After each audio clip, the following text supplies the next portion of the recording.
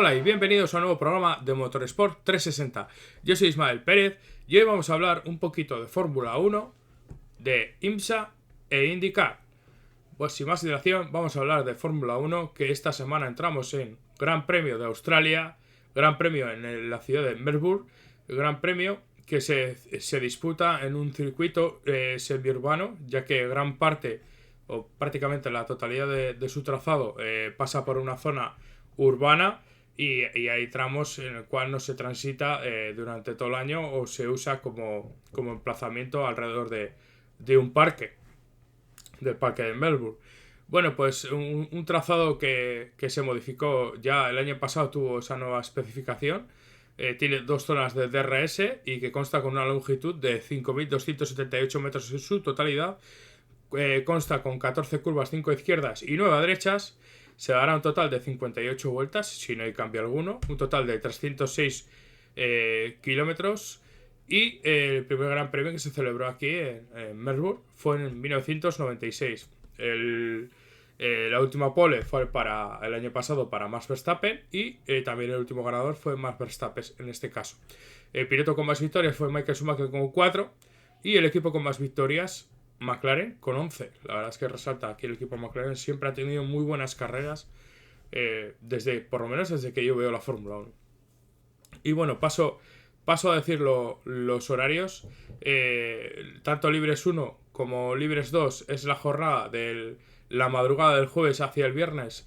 El primer Libre 1 es a las 2:30 de la mañana y el segundo entrenamiento libre a las 6 de la mañana del viernes. Los Libres 3 es la madrugada del viernes al sábado a las 2:30 de la mañana y la clasificación a las 6 de la mañana del viernes al sábado, y la carrera toca madrugar a las 5 de la mañana del sábado al domingo. Una auténtica pasada de horarios. Toca madrugar estos próximos grandes premios, no solo el de Australia, porque el de Japón, que será el 7 de abril, será también a las 7 de la mañana, y el de China, que parece ser que este año se va a celebrar por fin, será a las 9 horas. Sí, a las 9 de la mañana, perdón. Es que estaba aquí leyéndolo. A las 9 de la mañana del domingo. Bueno, pues sin más dilación, vamos a hablar de las últimas noticias relacionadas con la Fórmula 1.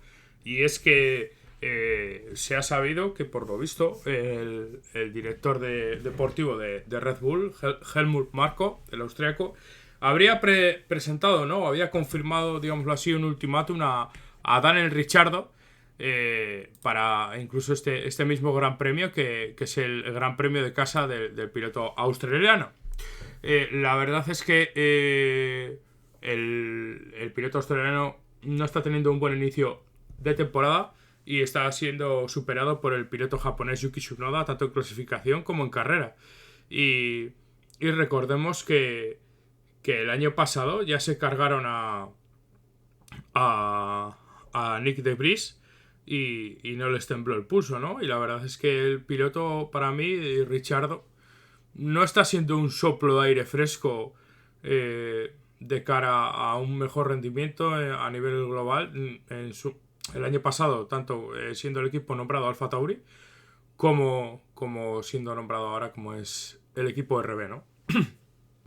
La verdad es que tiene que ponerse las pilas Daniel Ricciardo si quiere continuar, no solo optando a ese asiento en RB, sino supuestamente optar a un asiento, a ese segundo asiento tan cotizado de Red Bull de cara a la temporada 2025, ya que Sergio Pérez acaba contrato esta misma temporada. Bueno, y luego siguiendo con el propio equipo RB, se espera que a finales de este año, 2024, se inaugure la nueva sede, o mejor dicho, departamento aerodinámico que va a inaugurar en Milton Keynes, ¿no? Digamos así, aunando aún más sus fuerzas con la casa matriz que es la propia Red Bull, ¿no?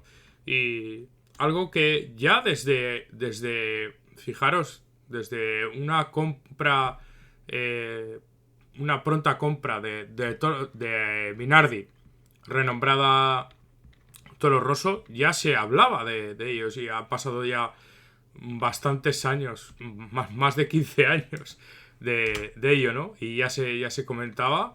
Y fijaros que estamos en 2024 y como se ha dicho, y como he dicho ahora, a finales de este año pues se inaugurará esa nueva sección, porque no han aclarado muy bien si las instalaciones están dentro digamos así, del Home Technology o fábrica de Red Bull, o son unas instalaciones aledañas a Red Bull, ¿no? También quería comentar pues que en cuanto a temas de noticias para la siguiente carrera, Frederick Vasseur comentó que Sainz estará presente en Australia, pero no por ello Oliver Biermann estuvo el pasado jueves rodando con el Fórmula 1 de 2022 en el circuito italiano de Fiorano, en el circuito de la casa de Ferrari. Estuvo probando y yo creo que le quieren meter más en cintura para el tema de digámoslo así, de tener un algoritmo mental, por denominarlo de alguna manera, a la hora de trabajar con el volante, maneras de gestionar energía, diferencial, etcétera.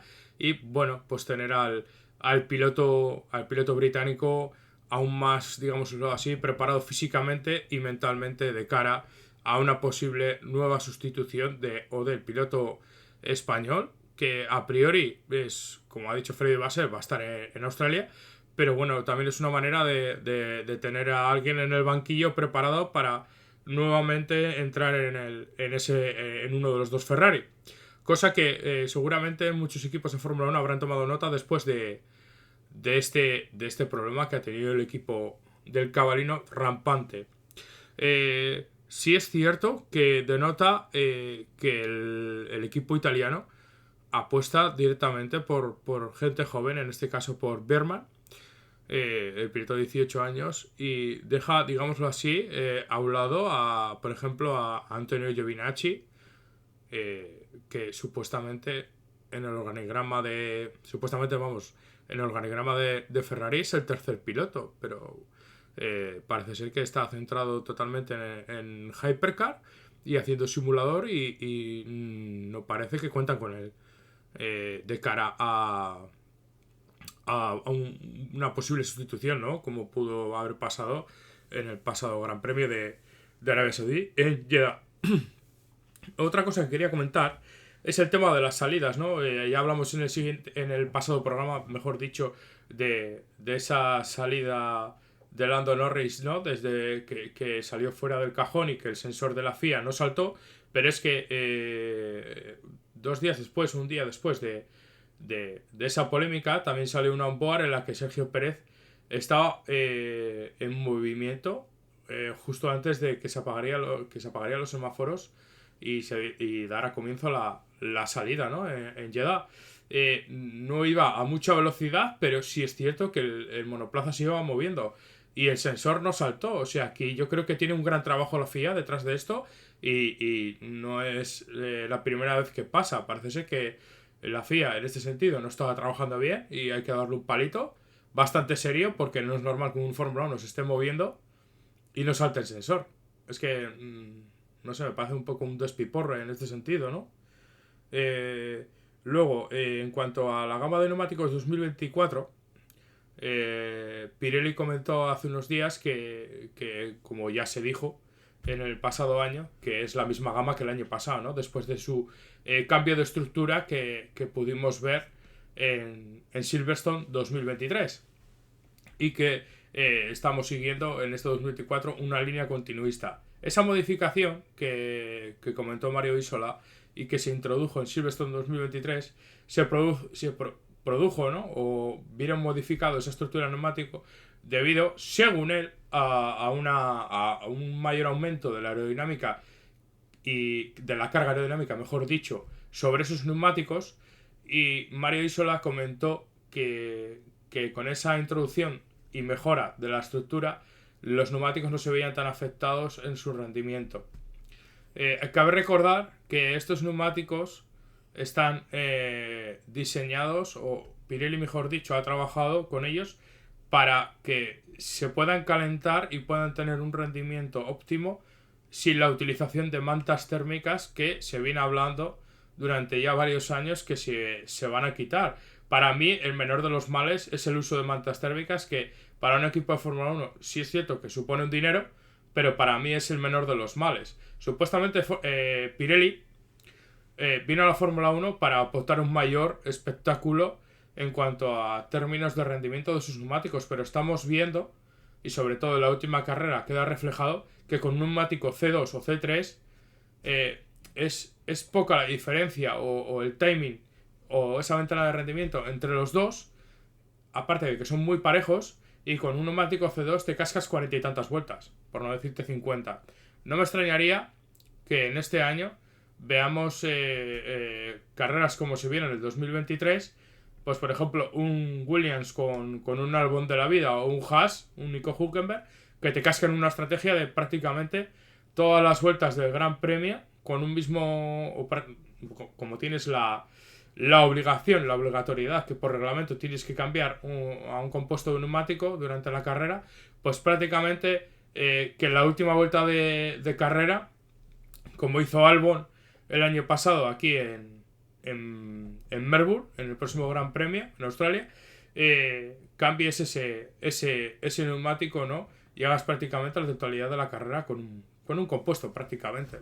Por eso mismo, tienes que cambiar, ¿no? de compuesto por la obligatoriedad de la FIA, ¿no? Pero podrían hacer un Gran Premio con un mismo compuesto. La verdad es que Pirelli vino con ese discurso de que iba a cambiar el espectáculo de la Fórmula 1 con unos neumáticos buenos y con un target para dar espectáculo, pero la verdad es que si bien es cierto que en su primera etapa dio vergüenza ajena ese rendimiento por esa volatilidad de esos neumáticos, se desintegraban o se delaminaban en muchos Gran Premios, véase Silverstone en el pasado, y que era un problema para la seguridad propia del campeonato.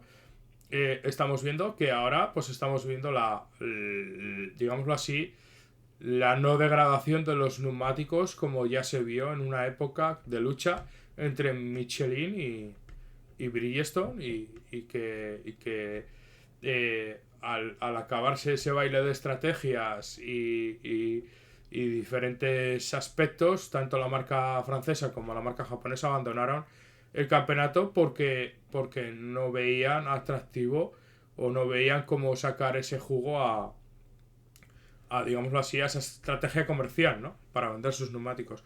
Pues bueno, siguiendo con Pirelli, para el 2026 se comentó, ¿no? Que los neumáticos de la gama iban a ser reducidos en tamaño de 18 pulgadas a 16, y la verdad es que no va a ser así, y Pirelli ha dicho que va a seguir que va a seguir con los neumáticos de 18 pulgadas. O sea, ¿aquí quién manda? ¿La FIA o el suministrador de neumáticos?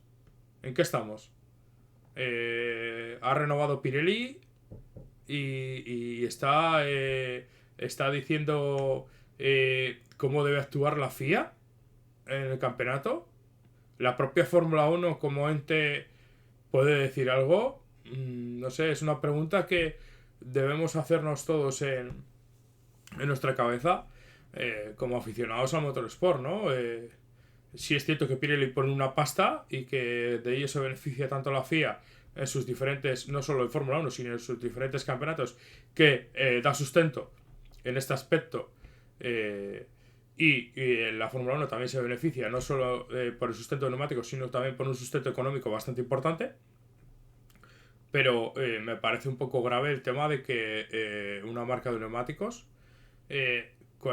simplemente con el mero hecho de renovar y aportar pasta, te obligue a seguir con los neumáticos de 18 pulgadas cuando tú tenías como target o objetivo principal reducir el tamaño de esos neumáticos a 16 pulgadas, que si bien comercialmente está bien visto, ¿no? Que se mantiene en un rango de, digámoslo así, de neumáticos, entre comillas, similares a tamaños que los que hay en la calle. Por el contrario, que antes teníamos de 13 pulgadas en la Fórmula 1, que ya en la calle prácticamente apenas hay, o muy pocos coches realmente llevan neumáticos de 13 pulgadas, pues bueno, no sé, es una cosa que sinceramente que no me gusta, que al final el que ponga las normas es el suministrador de neumáticos. Cuando tú como campeonato debes exigir, entre comillas, lo que tú quieres que te aporten, y si no, mira, que se vayan y que venga otro suministrador. Pero bueno, al final, como bien sabemos, esto es un negocio y muchas veces con el paso de los años se van sabiendo muchas cosas de los entramados que hay en este sentido, ¿no? En cuanto a unas declaraciones, quería comentar, ya sabéis que no suelo hablar mucho de Fernando Alonso, o sea, mis podcasts precisamente no predican el alonsismo, pero ningún tipo de fanatismo a ningún piloto. Muchas veces hablo más de Verstappen y Red Bull que de otras pilotos o equipos, ¿no? Porque realmente los temas candentes son los que son, ¿no? Pero hablando de Fernando Alonso, el pasado Gran Premio, como ya dije en el anterior programa, se cascó un stint luchando contra el crono, perdón, de tú a tú con George Russell, con el Mercedes, y consiguió sacar 40 y tantas vueltas, como que dice, de quali, ¿no? Y consiguió sacar unos puntos muy valiosos, no solo para él, sino también para el equipo en el campeonato de constructores. Y en unas declaraciones después del Gran Premio durante esta semana, comentó que Fernando Alonso comentó que ve a Aston Martin 3 décimas en cuanto a ritmo de carrera por detrás de los McLaren. Si bien es cierto que el Aston Martin 2024 ha mejorado respecto a su anterior, digámoslo, versión 2023, ha mejorado en temas de quali, a la hora de sacar una vuelta rápida, no solo por velocidad del coche, sino también por hacer trabajar esos neumáticos Pirelli, y el DRS ha mejorado ostensiblemente respecto al año pasado. No hay más que mirar las velocidades puntas del Aston Martin comparadas con el año pasado a estas alturas de temporada, ¿no? Si bien es cierto que se ve lastrado por el ritmo de carrera respecto a sus rivales más directos, que son el equipo Mercedes y el equipo McLaren. No hay más que ver gran parte de la carrera de Jeddah, que como sobre todo las relanzadas, ¿no? Los demás competidores se le iban, sobre todo los McLaren, estiraban el grupo y Alonso se quedaba, digámoslo así. Sí, muchas veces no puedes valorar o poner una vara de medir, porque estás igual dosificando tanto neumáticos como temas de energía, de administración de energía y consumo. Pero si bien es cierto que hay fases de carrera en las que había que empujar, se veía que ese Aston le faltaba ese pequeño saltito en cuanto a ritmo y velocidad global del monoplaza, ¿no?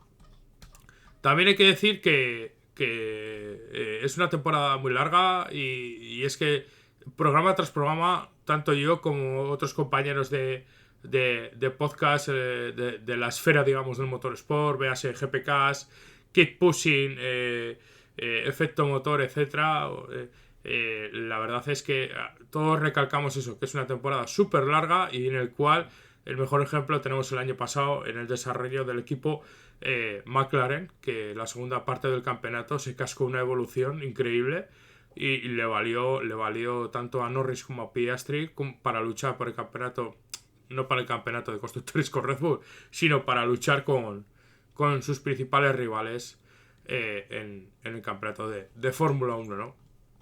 Y bueno, no hay así más noticias así de Fórmula 1. Sigue el despiporre en cuanto al tema de Red Bull, pero ya os digo que me da una pereza. Es un tema súper importante dentro del organigrama de Red Bull y que atañe a la Fórmula 1 directamente, por ese posible baile de pilotos, y no solo de pilotos, sino de personal humano del equipo austriaco. Pero la verdad es que es un año tan largo y de tantas cosas que se podría estar hablando ahora mismo, si sería un año entre comillas normal, de lo que supone y lo que se habló las 2 o 3 primeras semanas del fichaje de Lewis Hamilton por Ferrari, pero fijaros que ha pasado al ostracismo total, entre comillas, el tema del fichaje del piloto británico por la escudería italiana, ¿no? O sea, ha quedado ahí en un, digamos así, mal menor, ¿no? En este caso. Y sobre todo, también, pues eso, ya se ha visto al padre, por ejemplo, de Carlos Sainz dentro de la estructura y dentro del equipo Mercedes, hablando con los diferentes integrantes y sobre todo con Toto Wolff a la cabeza. Y es normal que sotoboche o digámoslo así, sin enterarnos, pues estén pasando muchas cosas de cara a esa temporada 2025. También propiamente, también con el piloto asturiano, como hemos nombrado hace unos minutos, que hablaba sobre el rendimiento de su Aston, ¿no? Uf, es que me da mucha pereza hablar de esto porque posiblemente estemos todo o gran parte de la temporada hablando de esto hasta que llegue el parón veraniego, que es donde suelen pasar este tipo de cosas, los movimientos, etcétera, ¿no? Fijaros cómo empezó hablando del equipo RB y el posible ese asiento caliente, ¿no?, que tiene Daniel Ricciardo, y que como no se ponga las pilas, pues será sustituido probablemente por otro piloto del organigrama Red Bull, pero bueno, veremos a ver qué va pasando. Y bueno, y vamos a hablar de otras categorías ahora mismo. Ayer terminaba, bueno, hoy, esta noche de madrugada, terminaba las 12 horas de Sebring, una carrera súper accidentada en el circuito de en el estado de Florida, en Sebring. Un circuito en el cual es de la vieja escuela, bacheado, tiene baches que ya tienen su propia historia. Es una carrera especial. O sea, veníamos de Daytona, y que ya de por sí tiene historia, pero Sebring es de esos circuitos de la vieja escuela con baches, con pianos que pasan factura, con zonas de hierba, tierra, en la cual si pisas un poco más de la cuenta, pues puedes pagarlo bastante caro. Y la verdad es que pude ver gran parte de la carrera, y la verdad es que el comienzo pues estuvo bastante bien, no por ello hubo bastantes incidentes, como viene siendo común en este circuito tan estrecho, y que aglutina tanta cantidad de coches, prototipos y GTs, y el MP2 también, y en el cual pues donde se ve situaciones bastante, digámoslo así, al límite, sobre todo entre los prototipos y el MP2 a la hora de doblar a los GT Pro o GTD normales, ¿no? Bastantes incidentes en los que hubo, por ejemplo, entre que salta a la vista claramente y que habéis podido ver en redes sociales, ¿no?, el incidente entre Pipo Derani con el Cadillac y el Ferrari de AF Corse, el 296, el GT3, que el movimiento de doblaje que estaba haciendo Pipo Derani con el Cadillac Racing, el de Welle, pues fue a doblar a Molina y se tocaron. Para mí, no me gusta decir tiene la culpa, aunque para mí personalmente la tiene, porque son incidentes, momentos, milésimas de segundo, décimas, en las que un simple movimiento hacia la izquierda o hacia la derecha a la velocidad que van te hace abordar una pila de metros, y los márgenes son muy pequeños, sobre todo en Sebring, debido al trazado. Si bien es cierto que el AF Corse de Molina, el Ferrari, estaba no en el medio de la pista, pero muy centrado, y a la hora de doblar, a la hora del movimiento de doblar de Pipo Derani a Molina, yo creo que Pipo Derani se confió demasiado y se echó demasiado hacia el medio a la hora de pasarle por izquierda, y tocó la rueda trasera derecha de Derani con la rueda delantera izquierda de Molina, y reventó la llanta de Molina y el neumático y la dirección. Y Derani pues fue recto y se salió de pista y como visteis impactó contra los neumáticos quedando boca abajo. Quedó patente esa célula de seguridad, ¿no? O célula de supervivencia, que es la cúpula de estos GTP, concretamente Grand Touring Prototype. Y esa seguridad y el piloto Pipo Derani que estuvo prácticamente, no sé si más de 6 minutos, pero 6 minutos más o menos es lo que calculé. No he parado a mirarlo con un cronómetro, la verdad, pero por lo que tardaron según las vueltas y lo que pudimos ver en la realización, más o menos unos 6 minutos estuvo boca abajo el piloto hasta que pudo ser, digámoslo así, pudo ser abrieron la puerta del monoplaza, se soltó los cinturones y por sus propios medios Pipo Derani pudo salir del prototipo, ¿no? La verdad es que un susto bastante grande. La barrera de neumáticos, como viene siendo habitual en este tipo de circuitos clásicos, no tiene, por ejemplo, barreras Tech Pro, sino son circuitos de la vieja escuela y digámoslo así que no que su presupuesto, sino que tiene unas protecciones acordes a lo que el IMSA les pide y con eso les vale.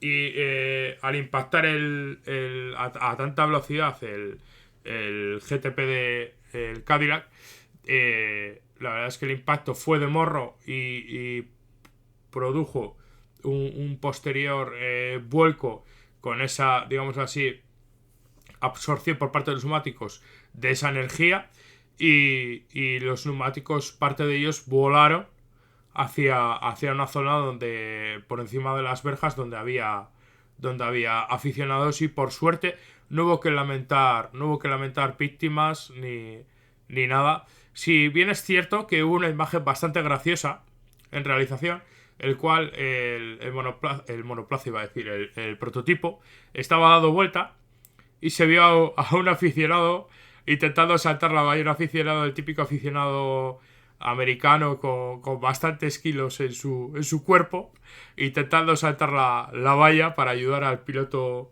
a Pipo Derani, pero no pudo y fue uno de esos momentos un poco cómicos y que podéis ver no en la repetición del accidente, porque fue justo después del accidente y se pudo ver en la recepción. Tenéis la carrera en YouTube, que la verdad es que en la plataforma de vídeo como es YouTube pues está teniendo bastante acogida este año, ya que creo recordar que otros años no se ha retransmitido por ahí el IMSA, sino yo he disfrutado de ello por su página web, ¿no? Por imsa.tv, en el cual es totalmente gratuita la visión de la carrera.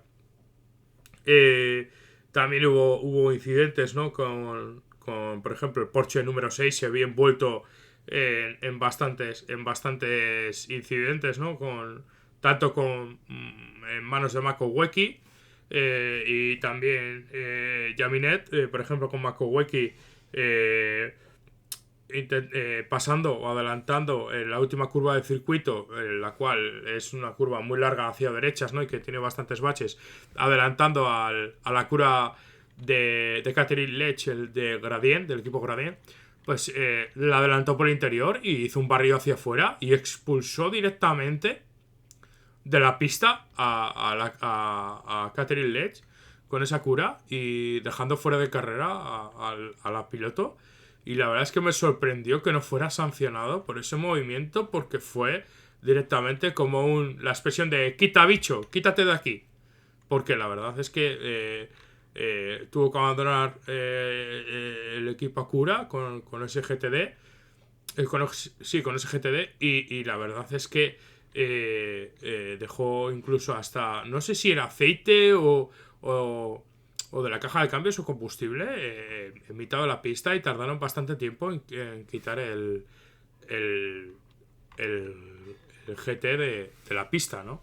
Un golpe además bastante feo y que el Porsche Penske, el 963, pasó sin pena, o sea, como si no hubiese pasado nada. Mako Weki, para mí, aquí le pongo una santa tarjeta roja que vamos, porque personalmente, porque no me gustó ese movimiento, pero para nada, ¿no?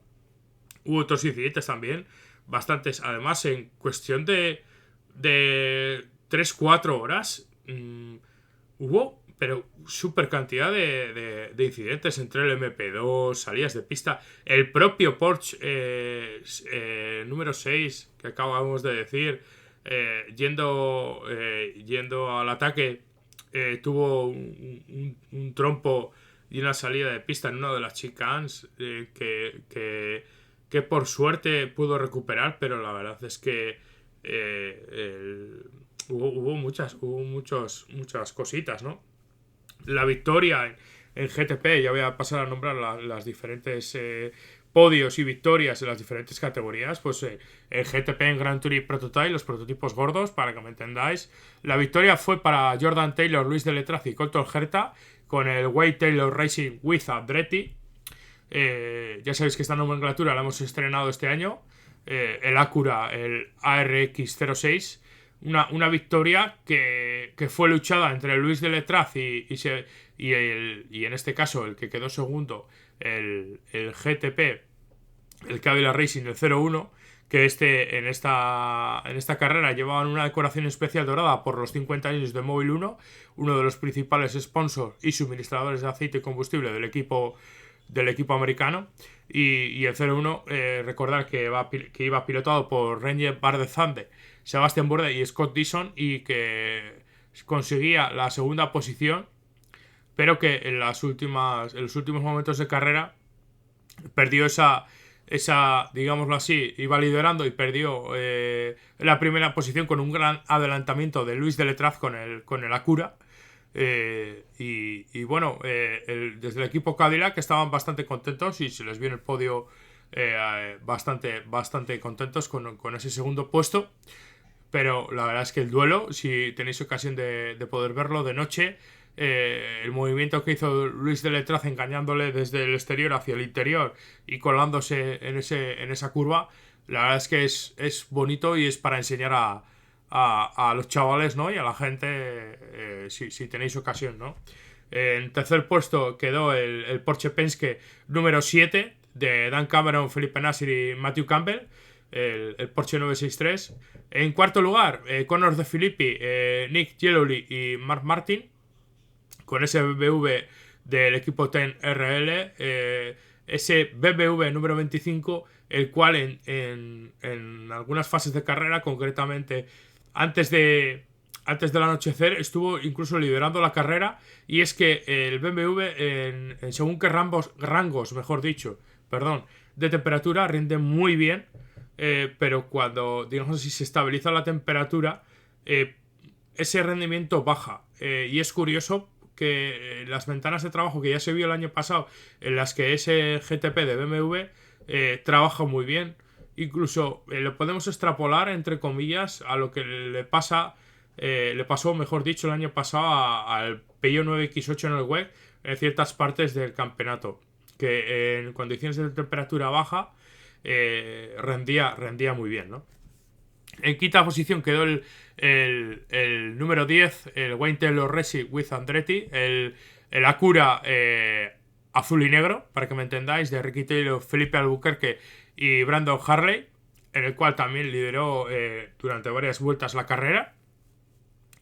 En sexta posición, el número 24, el otro BMW de Kron, de Philip Kane y Augusto Farfus. Y séptima posición en este caso, para un debutante en este circuito y en carrera en el IMSA, porque que es el Lamborghini de Mathieu Caleri, Andrea Caldarelli y Romain Grosjean. Hay que recordar que el Lamborghini, con el soporte de Iron Lynx, el Lamborghini SC63, hizo el ROAR ¿el ROAR fue? Me parece que sí, fue el ROAR en Daytona, y luego no participó en carrera, ¿no? Luego en octava posición para el número 5, el Proton Competition, el Mustang Sampling, de la decoración muy, muy mítica, ¿no? del IMSA, el Porsche 963 de Gianmaria Bruni, Alessio Picarello y Ant Laure. Luego en novena posición y por última posición de los GTPs de Nick Tandy, Mathieu Jaminet y Frederick Makowiecki, el Porsche número 6 de Penske Motorsports, el Porsche 963. Ya no quedaban más GTPs en este caso porque como he dicho, pues tanto el GTP de Pipo Derani con ese gran accidente y el otro GTP número 85 de JDC Miller, el Porsche 963, el de color amarillo de Van der Helm, Richard Westbrook y Phil Hanson, abandonó por problemas de fiabilidad y le vimos salir de boxes y ir muy lento y al final pruebas de fiabilidad, pero no he sabido al final exactamente cuáles han sido esos problemas. La verdad es que con esta unidad están teniendo, no sé si es que es una unidad entre comillas camuflada de test en las carreras con el fin de desarrollar esos, digamos así, Porsche pata negra, pero que está teniendo bastantes problemas, ¿no? En el MP2 tuvimos un gran duelo. La victoria fue para el MP2 número 18 de Merriman, Dalziel y Seilis del equipo Era Motorsport, un equipo que ya tiene el culo bastante pelado en este campeonato y que ya tiene victorias. Y bueno, un segundo puesto también para el número 11, el LMP2 de Thomas Jensen y Max Rea de TDS Racing, y un tercer puesto en el LMP2 para Goldberg, Paul Di Resta y Garg del equipo United Autosport. Tuvimos un gran duelo entre Nico Pino y por ejemplo lo diré y entre Thomas Goldberg. La verdad es que en el MP2 estuvo muy luchado. El propio equipo con el número 52, el MP2 de Inter Europol, estuvo luchando también por la victoria, de Smichowski, Bowley y Tom Dillman. Es que la pena de los LMP2 es que tienen pilotos pata negra, pero luego tienen pilotos entre comillas, muchos de ellos amateur o bastante amateur, y la verdad es que lo pagan, ¿no? Y se ve cada cafre que ves de repente a un LMP2 volar, y cuando se tiene que subir por cambio de relevo el piloto, digamos así, más malo de la alineación, por denominarlo suavemente, o más paquete, pues el rendimiento, y más en un circuito como este, tan ratonero y tan estrecho, y ciertamente para pilotos amateur peligroso, pues se ven unas diferencias de rendimiento brutal, ¿no? En último lugar en el MP2, pues acabó como he dicho, por las diferencias de rendimiento, el equipo de United Autosports, de Ben Keating, Nico Pino y Ben Halley, que, como he dicho, pues estuvo luchando por la victoria en muchos momentos en el MP2, pero que por diferentes incidentes al final pues se vio lastrado. Y una cosa que ha marcado mucho la carrera, y sobre todo en GTD Pro, y sobre todo para los intereses patrios en este sentido, ha sido las amarillas por los incidentes y los safety, ¿no? En este caso, en GTD Pro la victoria fue para el queridísimo por parte de la afición española ese Lexus RCF GT3 del equipo Basser Sullivan, que le tenemos mucho cariño por esa bopada que tuvo el año pasado y que este año también pues va camino de ello. El número 14 de James Hemsworth, Ben Barnicoat y Kyle Kirkwood, ¿no? La verdad es que el equipo Basser Sullivan lo está haciendo fenomenal. Segundo puesto en GTD Pro para el número 62 de Risi Competición, el Ferrari 296 GT3, el pata negra, que consiguió la victoria en Daytona, de Daniel Sierra, David de Rigón y James Calado. Tercer puesto para el número 19, el GTD Pro de Fran Perea, de James Pepper y Mirko Bortolotti, el Iron Lynx Lamborghini Huracán GT3 Evo 2. Y nos tenemos que bajar a la quinta posición para encontrar al número 23, el de Alex Riveras, Michael Van Bacher y Ross Gunn, del equipo de Hereford Racing, con ese Aston Martin GT3 Evo. La verdad es que tanto Riveras como sus compañeros llegaron a estar en la zona alta de la categoría, pero es una categoría que queda muy marcada por eso, por las estrategias. Y sobre todo por esas amarillas e incidentes y safety car que hubo en pista, porque alteró bastante esa clasificación y nos fastidió personalmente, la verdad. En cuanto por ejemplo, nuestro querido... ahora le busco, a ver dónde estás, que tengo que bajar. Tengo que bajar muy abajo para encontrar a nuestro querido Corvette Racing, de Antonio García, Alexander Sis y Dani Juncadella, que lideró gran parte de la carrera, pero que por los incidentes de las últimas 2 horas o 1 hora, pues se vio involucrado y perdió mucho tiempo y perdió las opciones de victoria. En cuanto a los GTD, digámoslo así, GTD nombrados, no los pro, los normales, digamos, los más amateur, victoria para Ward, Phil Ellis y Donche, del equipo Wingward Racing, ese Mercedes AMG GT3, que repite victoria, como fue también en Daytona, y que está un paso por encima de los demás en cuanto a rendimiento. Ese Mercedes AMG GT3 que tan buen rendimiento está teniendo en estos años, ¿no? Que ha llegado a un punto que está muy afinado ese coche, ese GT. En segunda posición en GTD quedó Roberto Lacorte, Sergianotto y Antonio Fuoco con el Cetilar Racing, ese Ferrari 296 GT3. Y en tercera posición, Adelson, Secker y Heylen del equipo Grinding Motorsport, el Porsche 911 GT3R. La verdad es que en este caso las luchas en GTs fueron muy competidas y eso, como os he dicho, se notó mucho esos balances estratégicos que si te han pillado mal a la hora de entrar, si te ha cuadrado en mitad del circuito por una amarilla, si te ha cuadrado al principio, pues ha determinado mucho esa lucha, ¿no? que hayas podido tener en tu categoría, ¿no? En GTs se ha notado mucho más que por ejemplo que en GTP o en el MP2 en este caso, ¿no? Bueno, pues vamos a hablar un poco de IMSA, la carrera que tuvimos pasada en el circuito urbano de San Petersburg, Florida.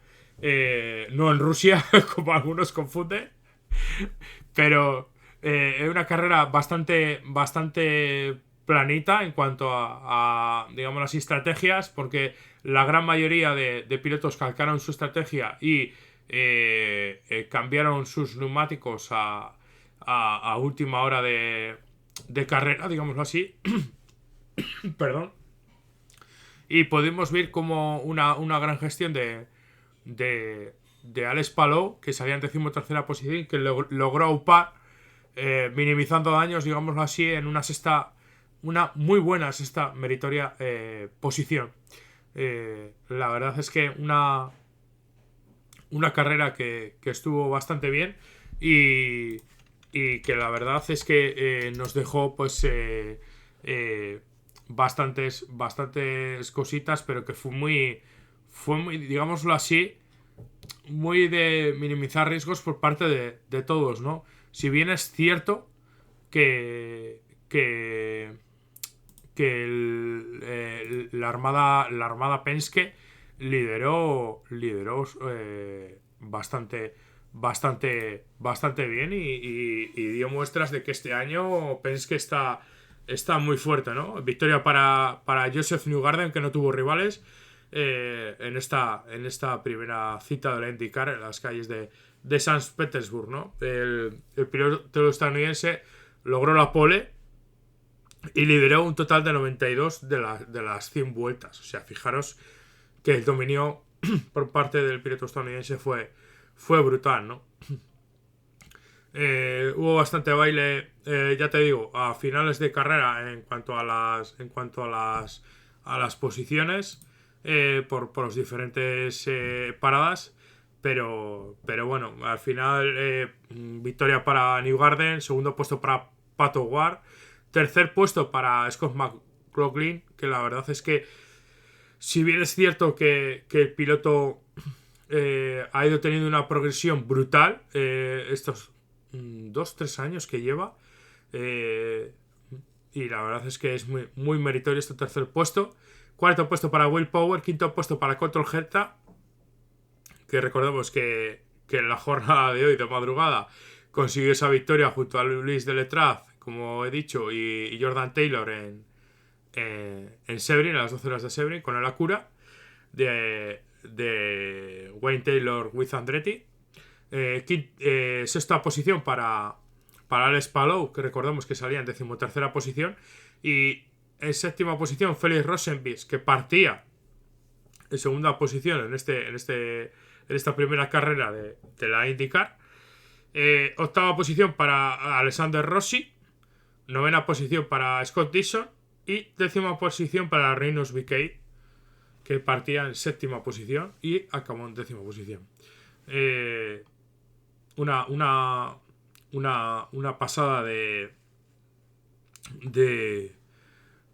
digámoslo así, una pasada en cuanto a nivel estratégico, porque espectáculo muy poco, y yo me esperaba una carrera que a ver si nos podía levantar un poco el fin de semana pasado después de esa carrera en Jeddah, que nos ofreció muy poco espectáculo. Y bueno, yo tenía muchas opciones o tenía ganas, ¿no?, de ver en esta primera carrera o en esta primera ronda de la IndyCar, pues ver un poco de espectáculo, pero no fue así.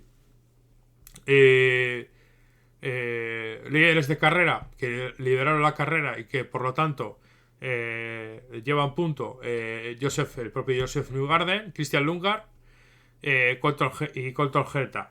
En cuanto a penalizaciones, hubo varias, pero bueno, no voy a pasar a nombrarlas porque si no me voy a alargar mucho. Quería hacer un podcast corto hoy, un programita corto. Recordar que nos podéis escuchar en las diferentes plataformas de podcasting. Véase, pues por ejemplo, como iVoox, Spotify, Amazon Music o YouTube Music también, y otras plataformas en las cuales estamos también. Y también podéis comentarnos cosas y también cuelgo información en X/Twitter, en Motorsport 360 F1, o en el canal de Telegram, en el cual en la lupa ponéis Motorsport 360 y nos buscáis en el grupo, que cada día hay más adeptos y compartimos cada vez más charlas y información, y la verdad es que es muy ameno. Y el enlace es t.me/Motorsport 360. Bueno, pues sin más dilación, me despido de vosotros. Ismael Pérez, os quiero, muchas gracias por compartir el programa, cada día tiene más adeptos. Adiós, adiós, adiós, adiós.